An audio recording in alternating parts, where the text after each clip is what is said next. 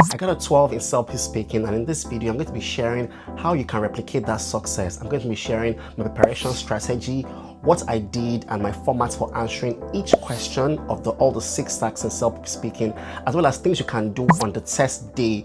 Tests can be really tricky, but things you can do on the test day so you can get the best score possible.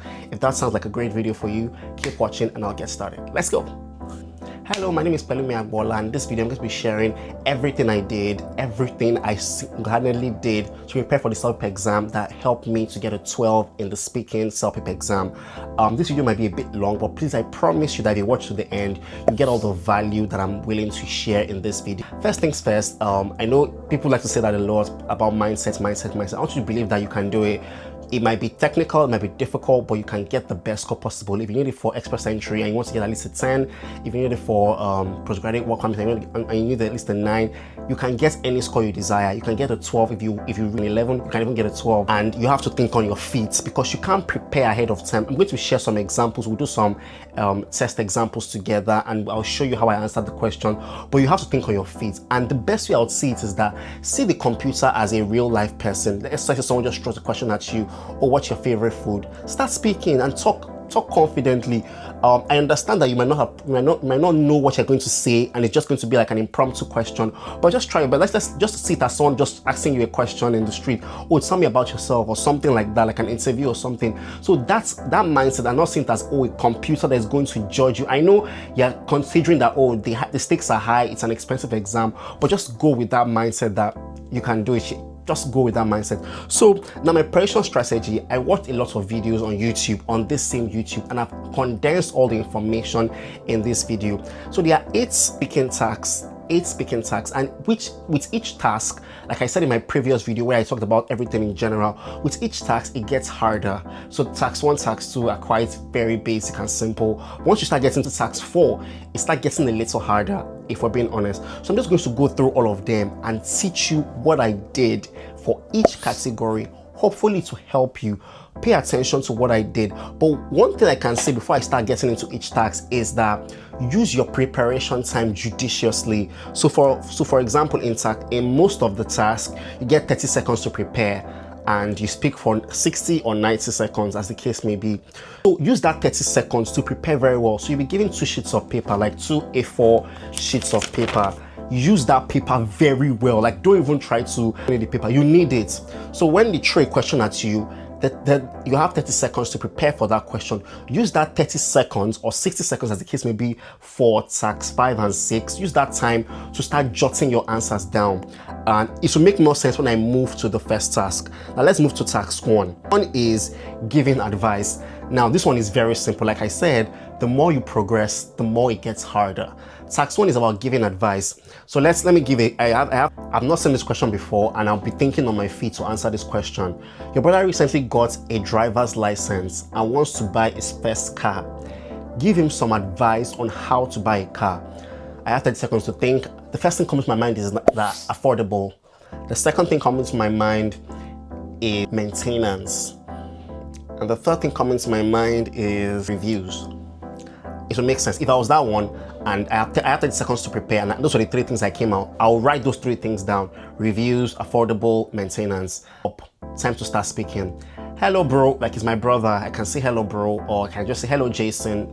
Most times I don't know if this will help me or not. All through my exams I used English names. I didn't choose any tribal name. I'm Nigerian and we have many names. I used English names all through. I don't know if that also helped. I'll say hello bro, hello Jason, I'm excited you're considering buying your first car. Here's what I would advise you, because it's task 1, giving advice. Here's what I would advise you to do. I advise you to look for a car that is affordable. I don't know what your budget is, but look for a car that is affordable so that you can easily pay for it and still continue, and you won't have to sacrifice some other things to just because you want to get a car. Second thing, tip 2, maintenance. Also look for a car that will be easy to maintain. I hear that Toyotas are easier to maintain. If you need to fix or replace a missing part of the car or a spare part of the car, it's cheaper and Toyotas are generally easier to maintain. Number 3, reviews. I would advise you to go on YouTube and check for reviews of cars that are good for a first time, a really bad at times. But one thing I want you to pick out was what my structure. I in my 30 seconds preparation time, I wrote 3 points down real quick: reviews, maintenance, and affordability. I now constructed and expanded on those ideas. So don't, even though you're thinking on your feet because you didn't know what the question would be beforehand, I would advise you to write those things down quickly in those 30 seconds and start thinking of how you expand on those ideas. Now, if I was to grade myself, that's what I just did. I think I'll get it like a 9 or maybe even an 8. That was not really a good attempt, if I'm being honest. I don't really know so much about cars, so that was like not the best for me. But because I used that 30 seconds preparation time to write things down, it brought a bit of clarity, right? A bit of clarity. I know that I gave an introduction. Hello, Jason, I'm excited to buy your first car. And I went through the points one by one by one. Then I shall give you like a closing. Let me know if you need any further advice. I'll be willing to help. That is it. Finish. Just go with the points that with the breakdown, giving yourself structure of each point. That is it for question 1. Now, question 2. Personal experience. I don't even need to look for a question for this. Task 2 is giving his personal experience. If I were you, I would just speak from the heart, because question 2 should be something that's happened to you previously. So let's look for a question here. The question is something about your favorite class in high school.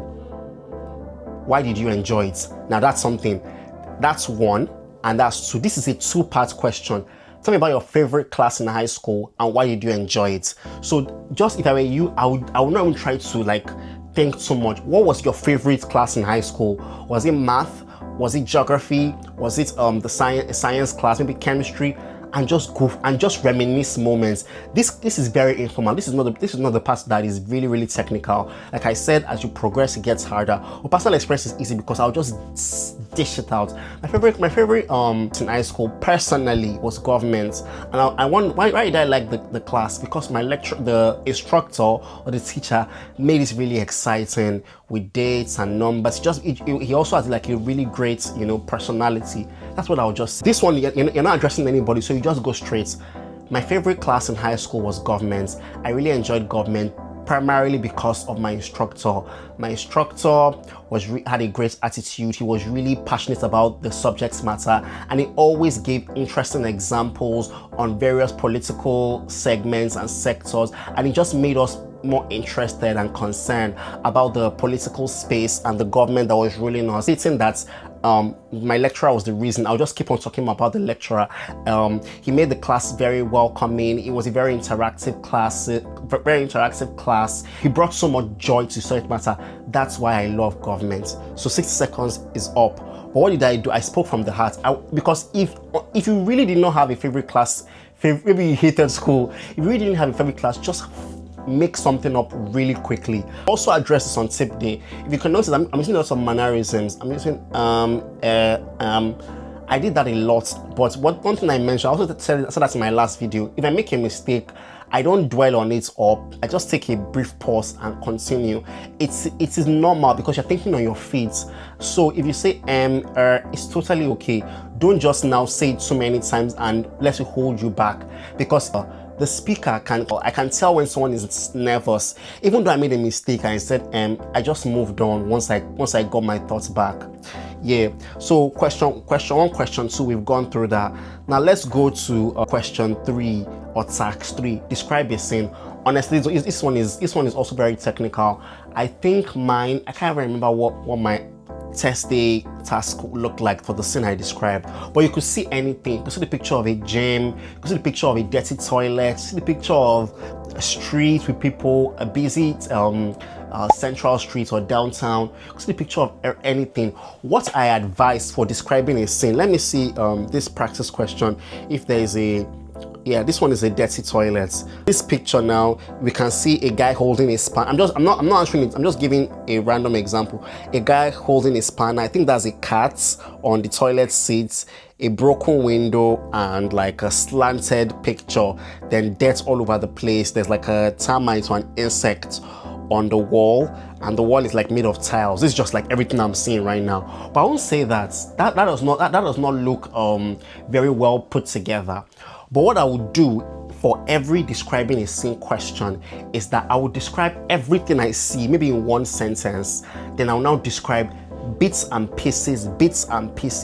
Do you know why that is a very good strategy? It's because you're running on short 60 seconds to prepare and 60 seconds to answer.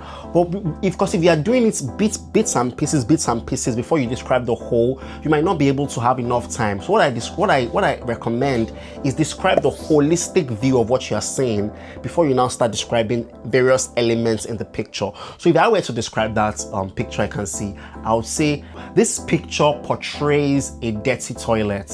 I now picked an element. I can see a handyman in a red shirt and blue overalls holding a spanner in the picture, as well as a cat. I described the animate objects first, as well as a cat sitting on the toilet seats, the open toilet seats. There is also a termite on the wall. Then I'm describing more elements. The wall is dirty. There are like specks of dirt on it. There is also a slanted picture plastered on the wall, and there is a broken glass window.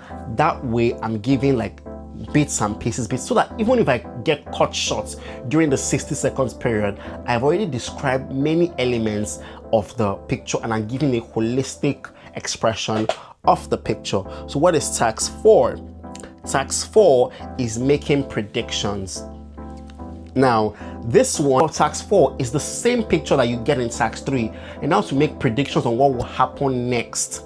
So this is like present continuous of what you believe that this is going on, and continuous and future tenses. That's what you use a lot. So you can see like there are a lot of things I believe will happen because you are predicting what will happen in the same picture. There are a lot of things I believe will happen in this picture. Firstly, I think that the handyman in the picture will chase the cats out of the toilet. Also, I believe the handyman who is holding his spanner will try to fix some elements of the toilet that are in bad shape. He may also be assigned to clean up the toilets and make it in a better shape. I'm not sure if that's 60 seconds, but you know, if you still have time, just try to figure out a couple of things you can add. Also be here to repair the broken window, and I believe you will also fix the slanted picture on the wall. You know, just explain more in case you still have some time. Now, what is task 5? From here, it's getting trickier, it's getting more difficult, but once you prepare, use practice questions to just guide yourself and start preparing for it. Trust me. The next one is comparing versus persuading. You have 60 seconds in this task. All the previous tasks, you had 30 seconds to prepare, but this one you have 60 seconds to prepare and 60 seconds to speak.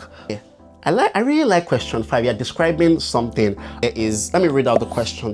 Your sister is trying to decide what to study in college. She has narrowed down her options and wants your advice. Choose the option that you think will be best for her and convince her that your choice is the best for her. So you're trying to persuade and convince your sister. So I see a table with physiotherapy on the left side and hairdressing on the right side. Evening classes, so let's look at the physiotherapy. Evening classes, tuition cost is $30,000, duration is 2 years, salary after graduation is $60,000. Now, morning classes, this is hairdressing. Morning classes, tuition cost is $20,000, duration is 1 year, salary after graduation is $45,000. Now let me tell you something about this. Don't waste time thinking of, oh, she should go for hairdressing or she should go for physiotherapy. Just pick one immediately. Do you know why? There is no right or wrong answer. It is how well you are able to persuade and convince the person. So with this one, you'll be thinking that, we're trying to do, let me put 2 and 2 together. So I'm put seconds thinking, should I go for this one or that one? So it's a table, like, I don't know if you can see it. It's a table of 2 things, physiotherapy, hairdressing. Don't waste so much time. Just pick one and go with it. Personally, as I was looking at the 2 of them, I will pick hairdressing because hairdressing is 1 year, duration is 2 years. Now, salary after graduation is $45,000 and physiotherapy, salary after graduation is $60,000. That might be but you can checkmate that if the extra 1 year, she could build the hairdressing empire and open our own store and gain more money than what it is, and it's also cheaper. So let me just go with this. Let me give a random example based on what I've seen in this table to describe how I will answer this question. Hello Deborah, hope you're doing great. I can see you are conflicted on whether to go for physiotherapy or hairdressing. Personally, I will convince you to go for hairdressing. Why? Because firstly, because the tuition cost hairdressing is only $20,000, while physiotherapy is $10,000 more expensive. Secondly, with hairdressing, you are done in a year and you can start earning and making money. While physiotherapy, you are stuck there for 2 years, learning every day and every night when you could have been done and keep moving on. I remember how much you love helping other ladies make their hair. Lastly, I know it seems that the salary is slightly lower, $45,000 as opposed to earning $60,000 with physiotherapy, but I'll still convince you to go because the extra year you will spend learning physiotherapy, you will have already built and gained ground in hairdressing. Now you can even open your own store and charge and earn more money. So sis, go for hairdressing. That might be more than 60 seconds, but I hope you get the idea. It's structure. Firstly, secondly, I use the elements in the picture to convince my sister to go for one or the other. If I was to go for physiotherapy, I will convince her that she should spend the extra year and she will make more money. And is this still the same things I gave that I will give her? I'll be like, you only go for evening classes and you spend the rest of your day doing other things as opposed to what I give for hairdressing. So just choose one and move on. That's my tip for this one, because if you spend a lot of time thinking, your 6 seconds are gone and you have to start speaking already. Yes, a difficult situation. This one as well, you also get 60 seconds to prepare. Like I said, use your preparation time judiciously. That sheet of paper they give you, use it to take quick notes, quick bullet points, and 60 seconds to speak as well. Let me go through a random example here. Your friends want you to go fishing with them tomorrow, but you have to work. You decide to skip work and go fishing. You have to call your boss to make up an excuse for your absence. I'm not for this or against this. What do you say? Honestly, if you've ever had to take a sick leave and you didn't want to, and you were not sick, whatever you told your boss, say it, because they are trying to gauge realism. So you don't need to think so much about it, because that's what I think. People are trying to invent stories, which is also good if you are really creative like that, or a writer. You can I invented some things in my exam, but if I were you, I would just think of something. I wanted to go fishing with my friends, and I had to go to work, and I had to lie to my boss that I've not done it in a while. I've not done it in a long, maybe years ago, but I've done it at a particular time in my life where I wanted to go. I really wanted to go for something, and I didn't want to go to work. That is what I would do. I call on my boss to make an excuse. What do I do? Just say the thing. Now, this is a formal situation because it's your boss. So I would use, okay, depending on the situation, some people don't call their bosses like sir or madam or something, but I want to show formality in this sense. So I would use sir, whose name is Samuel. So what will I say? Mr. Samuel, good morning. I'm sorry, but I won't be coming to work today. The reason I can't make it is because I feel really down. I woke up this morning with joints on my knees, pains on my knee. Sorry, I woke up this morning with joints pains on my knees, pains on my wrists and ankles, pains on my elbows, knees, and joints. I feel really sick. Please, if it's not a burden, I would really like to call in sick today as I can't make it to work. I know this comes I know this is coming at a rare time, and I know there might not be coverage for me, but I really need some time to rest. I'll try to take some drugs and I'll be back tomorrow. You understand? I'm more than 60 seconds, but you get the idea. I'm just lying to my boss that I'm sick because I want to go fishing with my friends. We've all been in that situation when we didn't want to go to work because we had to do something else.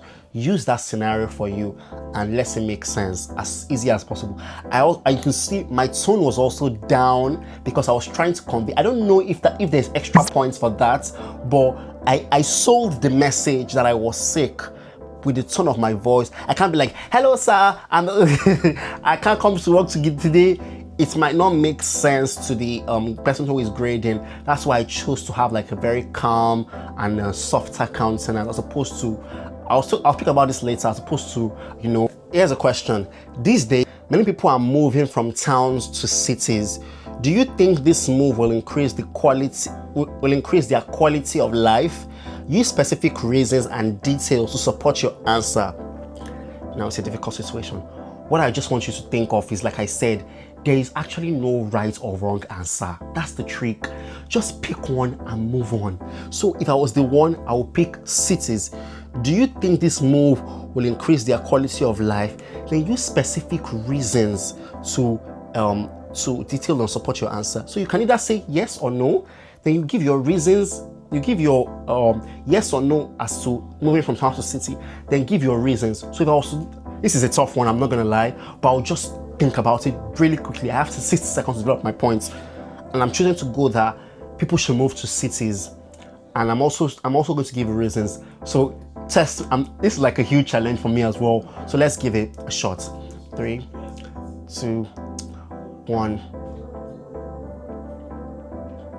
Yes, I believe that people should move from towns to cities. It is a very good development, and it will increase the quality of their lives as well as their standards of living. Moving to cities gives so many advantages. You get to be close to multiple job opportunities, as cities have more economic standpoints and, you know, more economic vibrancy. Secondly, you get to network with people. Towns are limited in the number of people who live there, but cities have a bigger landscape and landmass, and you can meet people from all qualities of life, giving you a richer experience and giving you the ability to increase your career. Thirdly, there's just more amenities in cities than in towns. Your children will have better schools to go to. There'll be more malls to shop at, more supermarkets, more things that make your life convenient. So I believe and support the opinion that people should move from towns to city, and it will make their lives a whole lot better. Thank you. I don't know if I used more than 60 seconds, but I hope you can get the idea. If you watch this point, I hope you can get the idea. The idea is that for all your speaking tasks, there must be structure. There must be structure. Don't just ramble. So even though I rambled and I was really lucky to be able to swerve my way through it, I had an idea in mind that I'm not even going to think about any benefits of towns. I'm only going to think about the benefit of cities. And as someone who doesn't live in a city, in a big city right now, I know the differences. For example, if you live in maybe a small city, and maybe Toronto is the place where people are, is the big city, or what's it called, or Lagos or Abuja or Cairo or wherever you're watching from is the big city. You know that you already know the things you are missing because you are not in a big city.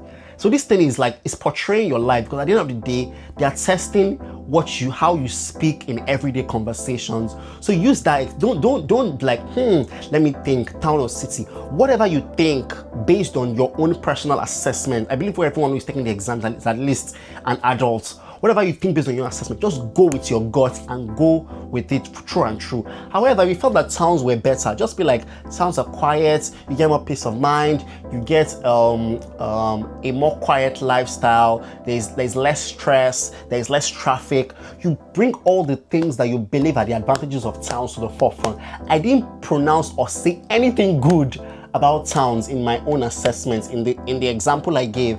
That is the point. There is no right or wrong answer. It's how well you can defend with more confidence. This doesn't show that you're not confident, but you're trying to sell the idea even to the person who is grading.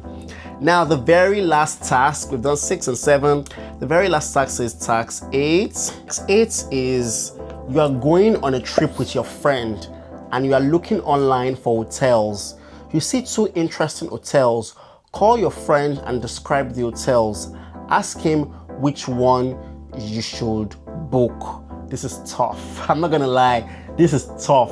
But if I was in this situation, I will think fast and start writing. I will forge 2 hotels, Royal Embassy Hotels and maybe Sheraton Hotel. So you're going on a trip with your friend. You look online for hotels. Let's assume we're both going to. So immediately I'll assume we're both going to Niagara Falls. I'll assume that we're both going maybe for a wedding, I don't know, yeah, whatever, just make something up. And we saw 2 hotels, Royal Embassy Hotel and Sheraton Hotel, and Sheraton is more expensive. Royal Embassy has a smaller room, and yeah, I'm just thinking, I'm rambling. 30 seconds, action. Hello Patrick, hope you're doing well. So I'm on the lookout for hotels on the website, on several websites, and I'm seeing 2 interesting hotels, Royal Embassy Hotel and Sheraton Hotel. I don't know which will be better, but I think I'm a bit conflicted, but I think we should go for Royal Embassy Hotels. It's cheaper, but it has a smaller room. However, Sheraton is way more expensive, about $50 more expensive per night, but the rooms are big, they have a better experience. I'm thinking that since we're not really strapped for cash, we should consider going to the Sheraton Hotel. At least it will give us a better experience and we get to enjoy our time at Niagara Falls. What do you think? I think we should, I don't know, let me know what you're thinking. But for me, I think we should go to Sheraton, but I'm a bit conflicted. Should we save some money so we can use that to spend more money on the trip? What do you think? Let me know. Looking forward to hearing from you soon. Bye-bye. Is my friend, so I don't have to make it too formal. Like I'm rambling. The rambling was okay because I'm also conflicted, so I use that to my advantage. That is it. That is everything. Now I've gone through 8 tasks, and for everybody who has watched this moment, I truly appreciate you. I hope this was really helpful. Let me know if you have any questions in the comment section. Before we go, I have something else to share. The last thing we're going to cover is test day tips. Test day tips, things you can do on the test day to improve your score. But one thing you can see that has been consistent all through, please and please don't forget to like this video. Please like this video. It really helps with me as I'm trying to grow my channel. And please and please, if you've not yet subscribed to my channel, please subscribe to my channel. I try to make valuable content, so please and please subscribe, and I'll be so grateful. I'm trying to hit 1,000 subscribers and I'm far away, but I would really appreciate you subscribing to my channel. Thank you. I'll be honest with you, like I said earlier in this video, in my opinion, speaking is the hardest. It's the hardest, and because you spend a couple of minutes on the other tasks, because speaking comes last, when you get to speaking, you might be tired. I'll be honest with you, you might be tired. You don't take water in. You're not allowed to take your phones in. It's just you, a pencil maybe, and the sheet of paper that is given to you. So your first test is listening, second is reading, third is writing, last is speaking. Here is my advice. During writing, you have 2 writing tasks. Try your best to finish your first writing task on time, and quickly use the restroom fast. Then my test center, there was like a board, like a shelf where you could, like a locker key where you could place your phones and stuff inside. So please don't, no examination malpractice. On the top of the shelf on the locker, I put my water bottle there. I didn't plan to use it, but I was dehydrated because of the, getting to the venue and everything that came in between, and I was just tired because I had a shift the night before. Personal experience. I was dehydrated, so I just took the water and I drank. I don't know if that constitutes as examination malpractice, but you could also ask your examiner, please, I have water, can I drink it? I don't know if they will say no, but please, because you don't get any break during the whole experience. The only thing you can do is your writing task. My next video will be on writing. So try to finish your first writing task on time, because there is no break. So you have your time is counting. So if you have like 2-3 minutes and you finish before the time is the writing task is due, you get for the first writing task, you can go pee. I went to the restroom and I drank a little bit of water because I didn't want to go to the restroom again. Drank a little bit of water. Then I was ready to speak. This helped me a lot. So I know many people might struggle with writing, which I'll discuss in my next video, but that is what I used. Then secondly, we're told during the exam that, we're given the headset with the mic on it, and they told us to whisper, like that the microphone sensor is very strong, and like to pick up everything that we say. I did not listen to them. Even during, so they told us that if we're speaking too loudly and disturbing other people, that they'll put a sheet of paper in front of us that says reduce your, it was like a paper that compelled us to reduce our tone so we don't disturb other test speakers. Guess what I did? I was never in a rush. Like, I finished writing on time, but I allowed my time to go. Like, I allowed my time to go to the end so that people can finish before me. Then when I started speaking, I was speaking confidently and loudly.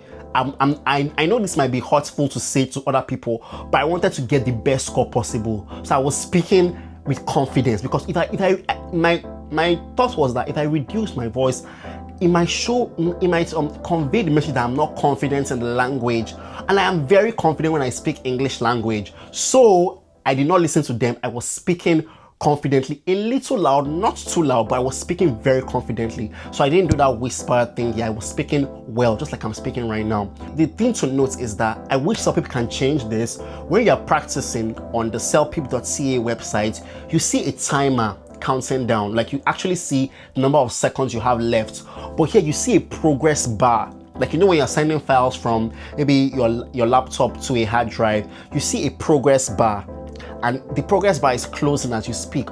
Once I saw that it's very little, I just, finalized as quickly as possible. Because my first task, I didn't know, like, the thing was looking close to the end, and next thing I know, I was cut off. But thankfully, I ended the task with a phrase that could make sense.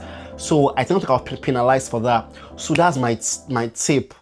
Use the restroom, the writing test. If you don't have water, you could just, I know this might not be sanitary to some people, you could use the restroom faucet to, like, rinse pour water in your mouth and rinse it off. That might help with your vocal cords, because you're speaking like 60 seconds here, 90 seconds here. You're speaking for a long period, so you don't want a situation whereby your voice is cracked.